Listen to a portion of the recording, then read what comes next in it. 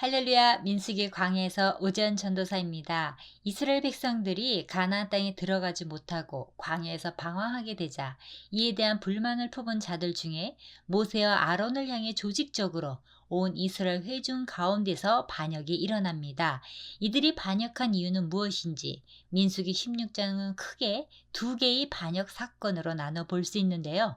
고라 무리의 반역 사건과 그 영향으로 온 회중이 반역하는 사건입니다. 모세가 고라와 다단과 아비람의 반역을 기록한 목적은 사실 레위 지파는 금송아지 숭배 때 하나님께 헌신한 이유로 하나님의 뜻을 거스른 일이 없었습니다. 그러나 여기서 모세가 고라를 지칭하면서 레위 자손들이라 부르는 이유는 앞으로 그 지파 가운데서 나타날 수 있는 제2, 제3의 고라의 출현을 미리 방지코자 기록한 것입니다. 고라와 다단과 아비람, 온의 비방과 모세, 레위의 증손 고핫의 손자 이스할의 아들 고라와 르우벤 자손 엘리압의 아들 다단과 아비람과 벨렛의 아들 온이 당을 짓고 이스라엘 자손 총회에서 택함을 받은 자 곧 회중 가운데에서 이름 있는 지휘관 250명과 함께 일어나서 모세를 거스르니라. 고라의 이름이 1절, 24절, 27절에 맨 먼저 나오고 있습니다. 또 5절에 고라와 그 모든 무리, 6절에 고라 내 모든 무리, 19절에 고라가 온 회중을 회막문에 모아놓고 또 40절에 고라와 그의 무리와 같이 반복된 표현을 보면 이 사건을 고라의 반역이라 부릅니다. 레위 자손 고라는 그들 모두의 주동자로 르우벤 자손 다단과 아비람과 벨렛의 아들 온이 중심이 되어 추종자 250명이 당을 지어 모세와 아론을 대적했습니다. 그 이유는 그들이 모여서 모세와 아론을 거슬러 그들에게 이르되 너희가 분수에 지나도다 회중이 다 각각 거룩하고 여호와께서도 그들 중에 계시거늘 너희가 어찌하여 여호와의 총회 위에 스스로 높이느냐 말씀했기 때문입니다. 그들은 모세 아론에게 분수에 넘친다고 합니다. 곧 모세와 아론 당신들만 하나님의 중보자여 제사장이여 이스라엘의 지도자냐 지도자직과 제사장직을 다른 사람들과 공유해야 하는 것 아니냐 하는 것입니다. 온 회중은 아브라함의 후손으로 거룩한 백성으로 하나님께서는 온 회중 가운데 거하시는데 왜 모세와 아론 당신들만 이 회중 가운데서 스스로 높이느냐는 말입니다. 하나님이 높이신 것이 아니라 스스로 높였다고 합니다. 모세 아론이 절대 권한이 있다고 합니다. 그들은 민주주의로 투표하여 지도자와 제사장을 뽑자고 하였습니다. 또한 르우벤 자손 엘리압의 아들 다단과 아비람은 시대를 거슬러 올라가 르우벤이 야곱의 아들 중 장남이었지만 아버지의 첫 비라와 부적절한 관계를 맺으며 아버지의 침상을 더럽혔고 이로써 그 후손들은 이스라엘의 장자 자리를 차지하지 못했습니다. 그렇게 르우벤 자손이었던 다단과 아비람도 자신들의 지도자인 모세와 아론에 대해 불만을 가진 것으로 볼 수 있습니다. 결국 이 무리들은 하나님께서 세우신 모세의 권위와 하나님께서 세우신 아론의 제사장직을 시기하고 넘보고 대적하였는데요. 이것은 하나님의 보시기에 작은 일이 아니었습니다.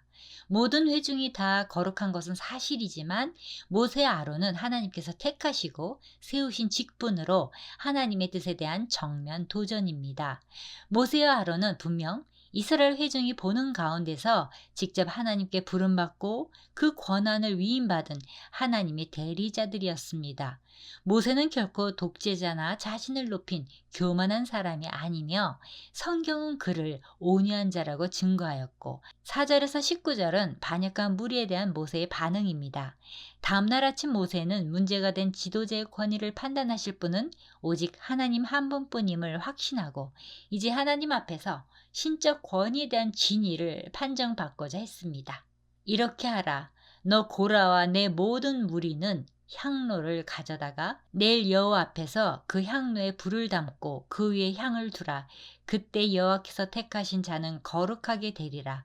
레위 자손들아 너희가 너무 분수에 지나치느니라. 모세는 고라 250명의 반역자에게 향로에 불을 담아 가지고 내일 성막으로 나오게 하였습니다. 그러면 하나님께서 택하신 자는 거룩하게 된다고 말합니다. 모세는 하나님 앞에서 고라의 죄악을 책망합니다. 고라는 모세가 분수에 지나쳐 교만하다고 하였는데요. 모세는 고라가 분수에 지나쳐 교만하다고 말합니다. 모세의 이 말은 고라 일당의 반역 의도가 참으로 무엇인지를 정확히 지적하는 말입니다.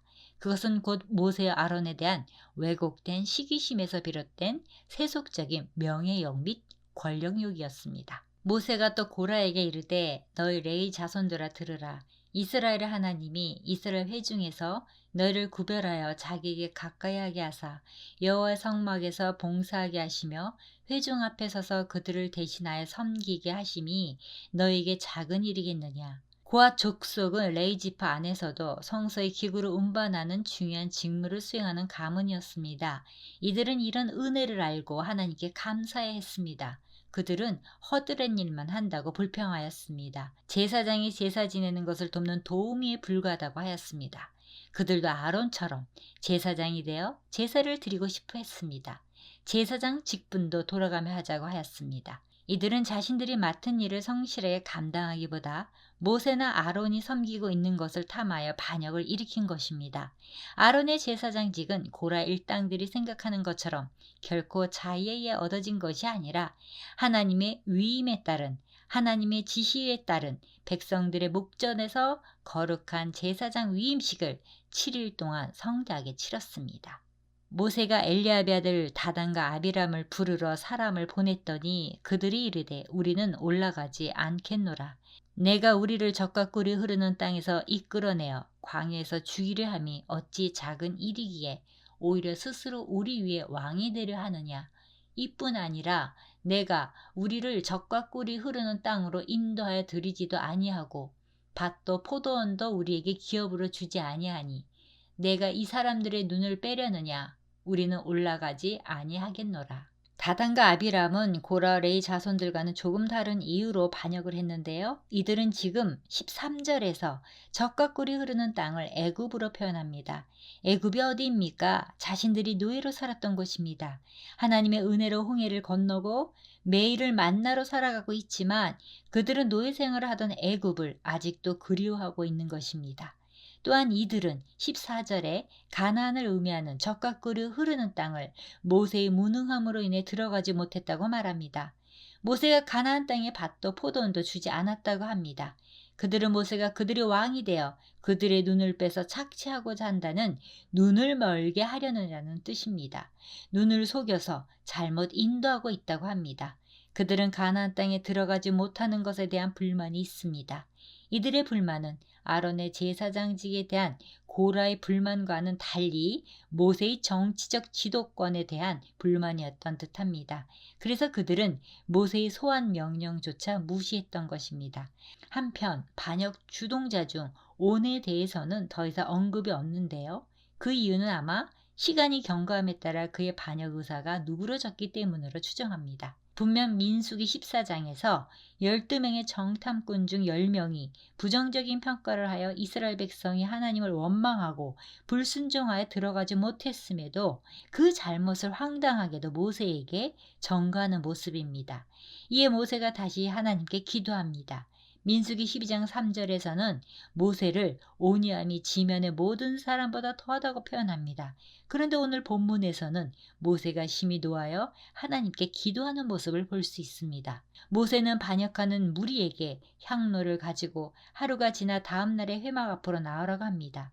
반역했던 인원들에게는 분명 하루라는 시간 동안 회개할 기회가 있었습니다. 그러나 이들은 오히려 이 기회를 통해 자신들이 권력을 얻을 수 있으리라 생각하여 결국 모세를 대적하여 250명이 넘는 인원이 회막 앞으로 모였습니다. 모세는 왜 고라의 무리들에게 향로를 들고 여호와 앞으로 나오라고 한 것입니까? 그 이유가 무엇일까요? 레위기 10장 1, 2절을 보면 아론의 두 아들 나답과 아비후가 향로에 하나님께서 명령하지 않으신 다른 불을 담아 향을 피워 하나님께 분향하다 죽임을 당합니다. 그 이후 레위기 16장을 보면 아론은 철저하게 하나님께서 명하신 대로 정성껏 하나님께 분향합니다. 모세가 반역한 무리에게 향로를 들고 여호와 앞에 서라고 한 이유는 하나님께 향을 드리는 일이 하나님께서 제사장에게 부여하신 제사장 고유의 거룩한 일이었기 때문입니다. 모세는 바로 그것으로 누가 옳은지 그른지를 판단하겠다는 것입니다. 제사장의 고유 직책인 향을 피우는 일은 실로 거룩한 임무로서 제사장은 이 일을 통해 하나님 앞에 가까이 나아갈 수도 있었습니다. 그러므로 신적 권위를 부여받지 않았거나 불경건한 자는 이 일을 진행하는 도중 죽임을 면치 못했습니다. 모세는 그들에게 경고에 이르기를 너희 레위지파 사람들은 성소에서 봉사하기 위하여 택함을 받은 지파이지만 모든 사람이 제사장이 될 수 없다라는 것입니다. 하나님의 진노하심과 반역자들의 죽음입니다. 모세가 이르되 여호와께서 나를 보내사 이 모든 일을 행하게 하신 것이요 나의 임으로 함이 아닌 줄을 이 일로 말미암아 알리라. 모세는 결코 자신의 사사로운 감정에 의해서가 아니라 하나님의 공의로운 심판에 의한 것임을 분명히 밝히고 있습니다. 그가 이 모든 일을 마치자마자 그들이 섰던 땅 바닥이 갈라지니라. 땅이 그 입을 열어 그들과 그들의 집과 고라에게 속한 모든 사람과 그들의 재물을 삼키매 그들과 그의 모든 재물이 산채로 수월에 빠지며 땅이 그 위에 덮이니 그들이 회중 가운데서 망하니라. 그 주위에 있는 온 이스라엘이 그들의 부르짖음을 듣고 도망하며 이르되 땅이 우리도 삼킬까 두렵다 하였고 여호와께로부터 불이 나와서 분향하는 250명을 불살랐더라. 반역자의 무리에서 떠나지 않은 사람들과 재산이 다 땅속에 빠져 죽었습니다. 향불을 가진 250명은 하나님으로부터 불이 나와서 다 타 죽었습니다. 그런데 민수기 26장 11절의 기록을 보면 이때 고라의 아들들은 멸망하지 않고 그들의 가족들도 살아남은 것을 볼 수 있는데요. 훗날 고라 후손들은 다윗 시대에 유명한 음악가로 활약했습니다. 그러므로 여기서 죽은 사람들은 고라를 따르던 그의 종들이나 혹은 고라를 떠나지 않고 끝까지 그를 추종하던 무리들을 가리킵니다. 이후 39절에 제사장 엘리아살은 하나님의 말씀대로 반역자들의 향로로 번제단을 쌓는 철판을 만들었습니다. 하나님은 이를 통하여 아론의 자손이 아닌 다른 사람은 분향하지 못하게 하셨습니다. 다시는 제사장이 하는 일을 탐하는 반역이 반복되지 않기를 원하셨습니다. 이튿날 이스라엘 자손의 온 회중이 모세와 아론을 원망하여 이르되 너희가 여호와의 백성을 죽였도다 하고 하루 사이에 엄청난 일이 있었습니다. 그런데 놀랍게도 다음 날 또 다른 반역 사건이 일어납니다. 고라 반역자가 다 죽임을 당할 때 무리들 가운데 어린이들도 죽었습니다. 이를 본 자들은 반역자에 대한 동정심이 생겼어요. 그들은 모세와 아론이 지나치다고 생각했어요. 온 회중이 모세와 아론에게 와서 너희가 여호와의 백성을 죽였다고 생각하였습니다. 이것이 인본주의입니다. 하나님께서 너무나도 분명하게 그들의 행위가 죄악임을 보여주시고 심판하셨는데 회중은 그들을 여호와의 백성이라 부르며 오히려 모세와 아론을 공격합니다. 백성들이 모세와 아론을 치료할 때 이번에도 하나님께서 영광 가운데 나타나셔서 백성들을 치십니다. 하나님은 불평하는 자들에게 연병이 일어나 죽게 하셨습니다. 아론이 모세의 명령을 따라 향로를 가지고 회중에게로 달려간즉 백성 중에 연병이 시작되었는지라. 이에 백성을 위하여 속죄하고 죽은 자와 산 자 사이에 섰을 때에 연병이 그치니라. 고라의 일로 죽은 자 외에 연병에 죽은 자가 14,700명이었더라. 연병이 그침에 아론이 회막문 모세에게로 돌아오니라. 아론은 백성을 위하여 속죄하고 죽은 자와 산 자 사이에 섰을 때 연병이 그쳤습니다. 고라의 일로 죽은 자들 외에 연병에 죽은 자가 14,700명이었습니다. 마무리합니다. 하나님께서 세우신 권위의 질서가 마음에 들지 않았고 그래서 하나님의 뜻을 거스려서라도 내가 원하는 것을 얻겠다는 것이 이 반역 사건의 본질입니다. 신약 성경은 이 사건을 고라의 패역이라 언급하고 있습니다. 이 사람들은 무엇이든지 그 알지 못하는 것을 비방하는도다. 또 그들은 이성 없는 짐승같이 본능으로 아는 그것으로 멸망하느니라. 화 있을진저 이 사람들이여 고라의 패역을 따라 멸망을 받았도다. 민수기 16장이 분명하게 강조하는 교훈 한 가지는 아론의 제사장 직분입니다. 오직 하나님께서 택하신 사람만이 하나님과 죄인을 중보하는 제사장이 될 수 있다는 것입니다. 하나님께서 세우신 특별한 지도자인 모세도 그 역할을 대신할 수 없습니다. 오직 아론과 그의 후손만이 하나님이 세운 제사장이라는 사실이 이토록 중요하게 강조되는 이유는 이 직분이 우리의 유일한 중보자여 우리를 위해 하나님께서 택하시고 세우신 대제사장 예수 그리스도를 예표하는 직분이기 때문입니다. 오직 예수님만이 하나님과 죄인 사이에 서서 죽어가는 죄인이 죄 용서를 받아 생명을 얻게 하시는 유일한 중보자이시기 때문입니다. 히브리서 5장 1절부터 4절 말씀으로 마칩니다. 대제사장마다 사람 가운데서 택한 자이므로 하나님께 속한 일에 사람을 위하여 예물과 속지 않은 제사를 드리게 하나니 그가 무식하고 미혹된 자를 능히 용납할 수 있는 것은 자기도 연약에 휩싸여 있음이라. 그러므로 백성을 위하여 속죄 제를 드림과 같이 또한 자신을 위하여도 드리는 것이 마땅하니라. 이 존귀는 아무도 스스로 취하지 못하고 오직 아론과 같이 하나님의 부르심을 받은 자라야 할 것이니라. 아멘.